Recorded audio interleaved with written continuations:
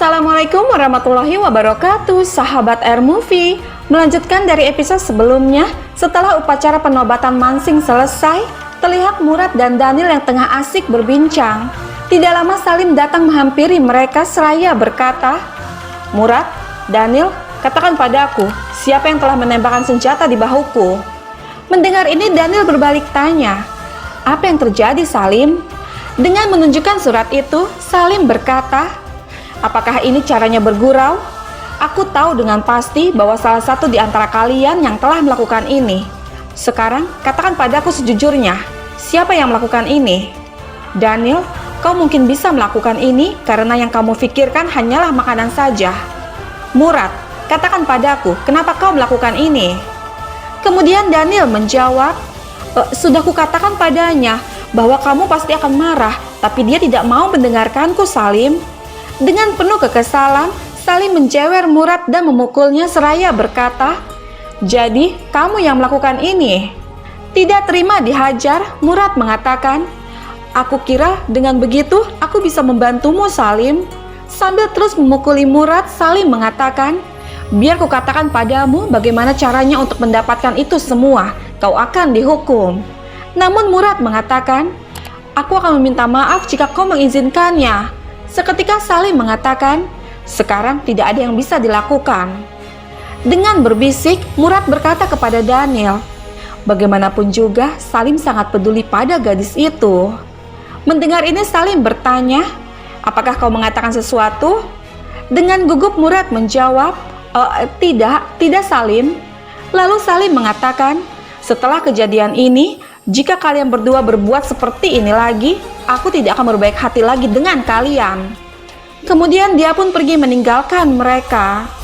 Menyaksikan itu, Daniel mengatakan, "Untung kamu selamat. Seorang pewaris tahta kerajaan bisa melakukan apa saja." Lalu Murad mengatakan, "Ya, Salim itu lebih tua dari kita. Jadi, aku menerima pukulannya. Dan apakah kau juga ingin dipukul?" Seketika Daniel menjawab, "Janganlah, Murad." Kemudian Murad mengatakan, "Aku pikir Salim tidak akan mau berburu, matanya hanya tertuju pada seorang saja." Keesokan harinya, Joda menghampiri Manbai di kamarnya. Dengan kaget, Manbai berkata, Bibi, jika Bibi ingin bertemu denganku, Bibi panggil saja aku. Biar aku yang akan datang menghampiri Bibi, jadi Bibi tidak perlu repot-repot mendatangiku." Namun Joda mengatakan, "Siapa yang memanggilmu? Aku tidak ingin memanggilmu, tapi aku ingin mendandanimu."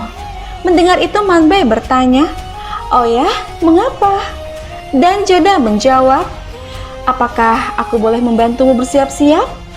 Sudah beberapa tahun aku tidak menghabiskan waktu bersamamu. Dulu ketika terakhir kali aku datang ke Amer, kamu masih sangat kecil. Dan sekarang lihat, kamu telah tumbuh menjadi seorang gadis yang cantik, Putri Rasvansi." Namun Manbai mengatakan, "Tapi tidak ada yang bisa menyayangi kecantikanmu, Bibi."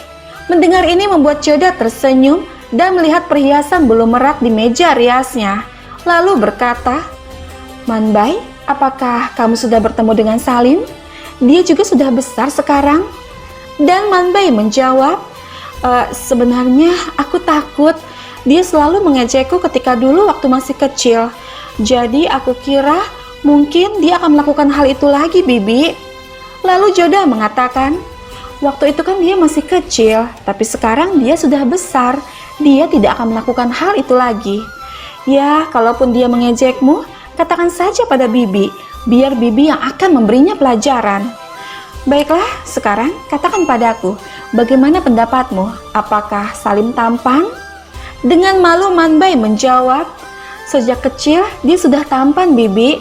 Namun Joda mengatakan, "Maksud Bibi yang sekarang, bukan waktu kecil dulu." "Manbai, apakah kamu menyukainya?" Mendengar ini membuat Manbai semakin memalu. Mencoba untuk menghindar, Manbai berkata, "Bibi, aku akan kembali lagi." Kemudian dia pun pergi berlari meninggalkan Joda yang hanya tersenyum melihat perhiasan bulu merak tersebut. Setibanya di halaman istana, secara tidak sengaja Manbai melihat Salim yang tengah berlatih dengan dada terbuka. Hal itu membuat Manbai sangat senang bisa melihat pujaan hatinya tersebut. Di samping itu, Salim berkata kepada Kutub, "Aku harus bertemu dengan gadis itu, Kutub. Aku harus meminta maaf padanya. Dia pasti sangat terluka." Kembali lagi ke Manbai yang masih terpesona memandangi Salim.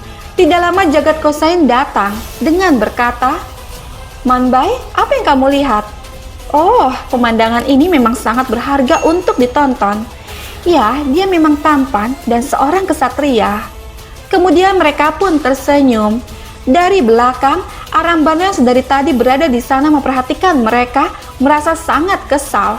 Dia berkata dalam hatinya, gadis-gadis ini selalu memandangi Salim."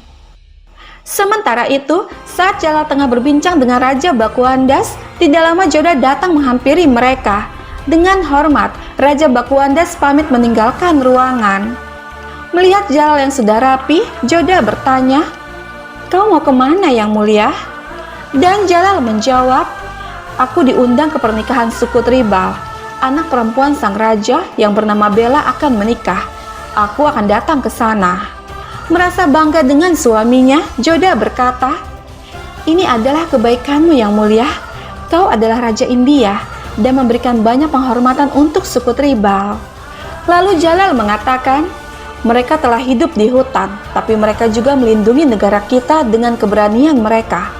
Oleh karena itu, aku telah membuat pernyataan bahwa mereka bisa menjalankan daerah kekuasaan mereka dengan peraturan mereka sendiri, dan peraturan kita tidak akan dipaksakan pada mereka. Kamu juga harus ikut denganku, Ratu Joda." Namun Joda mengatakan, "Tidak, Yang Mulia, aku ingin berbicara dengan kakak iparku. Kau saja yang pergi." "Oh ya, kapan kau akan pulang?" Dan Jalal menjawab, "Jika kamu tidak ikut, aku tidak akan tertarik untuk berlama-lama di sana. Aku akan segera pulang untukmu." Mendengar ini membuat Joda tersenyum, lalu bertanya, "Kenapa mereka tidak mengirimkan undangan ke Agra?" Dan Jalal menjawab, "Pernikahannya terjadi tiba-tiba." Lalu Joda mengatakan, "Kalau begitu, ajak saja Salim ke sana. Hubungan kalian berdua semakin baik akhir-akhir ini. Dan nanti kau juga akan tahu apakah dia menyukai Manbai atau tidak." Tidak lama Arambano datang menghampiri mereka. Melihat wajah masam putrinya, Jalal bertanya, "Ada apa ini? Apa yang terjadi?" Dan Arambano menjawab, "Aku bisa melihat apa yang tidak bisa ayah lihat." Mendengar ini Joda bertanya, "Oh ya, kalau begitu katakan pada kami, apa itu?"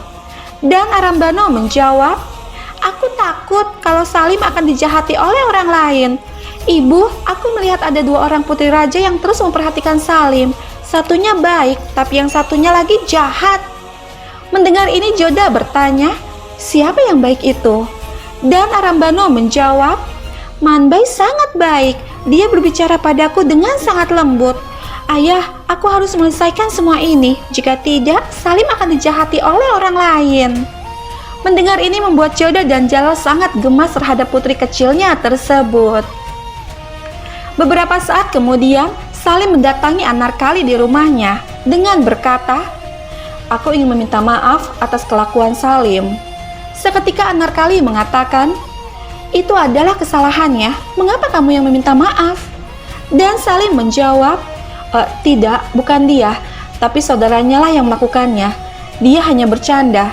Tapi Salim sudah menegur mereka saat dia tahu apa yang terjadi. Namun Anarkali mengatakan, "Aku tidak akan memaafkannya meskipun dia datang ke sini. Tapi apakah dia akan datang ke sini dan membantuku seperti yang kamu lakukan? Apakah dia pernah menolong seorang rakyat biasa? Dia adalah seorang calon pewaris tahta kerajaan. Jadi bagaimana dia tahu bahwa seorang rakyat biasa juga mempunyai hati? Aku sangat membencinya." Lalu Salim mengatakan, "Dia adalah temanku, tapi dia juga pewaris tahta kerajaan. Kita tidak bisa mengatakan sesuatu padanya." Seketika Anarkali mengatakan, "Aku membencinya. Aku benci semua raja dan pangerannya. Mereka semua itu sama."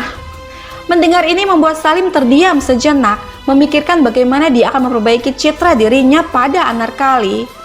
Melihat beberapa prajurit suku Tribal melintas, Anarkali berkata, "Apakah kamu pernah mencintai seseorang? Seperti Farhan yang mencintai Bella. Teman seperti apa kamu ini? Apakah kamu tidak tahu?" Lalu Salim mengatakan, Farhan tidak menceritakan semua ini padaku. Seketika Anarkali mengatakan, ya, seperti yang kukatakan padamu, aku benci anggota keluarga kerajaan. Mereka semua itu sama. Lalu Salim mengatakan, aku tidak akan membiarkan semua itu terjadi. Aku akan membantu Farhan untuk mendapatkan cintanya. Aku akan melakukan semuanya untuk mereka. Aku janji. Namun Anarkali mengatakan, tapi ini adalah pesta pernikahan kerajaan. Apa yang bisa kita lakukan? Pernikahan di sini hanya untuk kesepakatan dan keuntungan saja. Apakah kamu pernah mencintai seorang putri raja? Dia akan menyakiti hatimu untuk seorang raja. Kalau aku akan menjauh dari pangeran. Mereka semua itu sama. Dia akan menyakiti hatiku untuk seorang putri raja. Mendengar ini Salim mengatakan, kamu mengatakan semua ini karena kamu tidak pernah bertemu dengan seorang pangeran. Tiba-tiba Anarkali terjatuh dari atas kursi. Dengan sigap Salim langsung meraihnya. Merasa terkejut, mereka pun saling memandang satu sama lain. Setelah sadar, Anarkali berkata, maaf, aku mengotori bajumu, aku akan mencucinya. Namun Salim mengatakan, tidak usah, tidak apa-apa, aku harus pergi. Lalu Anarkali mengatakan, apakah kau akan pergi menemui Salim? Katakan padanya bahwa aku tidak bisa menerima permintaan maafnya. Namun Salim mengatakan, tidak. Pertama, aku akan pergi ke Farhan. Dia lebih membutuhkanku. Mendengar ini Anarkali berkata, ya, perkiraanmu benar. Jika kau membutuhkanku untuk hal ini, kau bisa memanggilku. Dan Salim mengatakan, tentu saja, aku janji. Aku akan membuat Bella dan Farhan bersatu. Bahkan jika aku harus melakukan sesuatu untuk mereka. Kemudian Salim pun pergi dari sana. Mengetahui itu, Anarkali berkata kepada dirinya sendiri, dia memang orang yang baik dan bukan seorang pangeran, tapi hanya seorang prajurit biasa.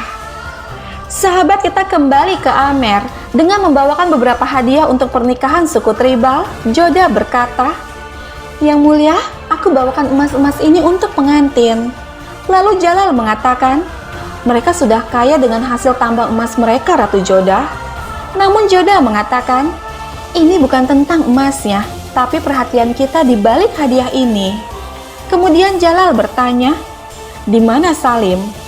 Dan Joda menjawab, aku juga tidak tahu. Dia telah melarikan diri dari pernikahan. Dengan begitu, dia pun tidak ingin pergi ke setiap pesta pernikahan.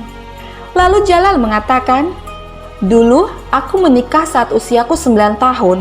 Aku juga tidak tahu apa itu pernikahan. Tapi ketika kamu datang dalam kehidupanku, aku baru tahu apa itu artinya sebuah hubungan pernikahan. Oleh karena itu, aku ingin mengajak Salim. Jadi, dia bisa melihat bagaimana sebuah pernikahan itu terjadi.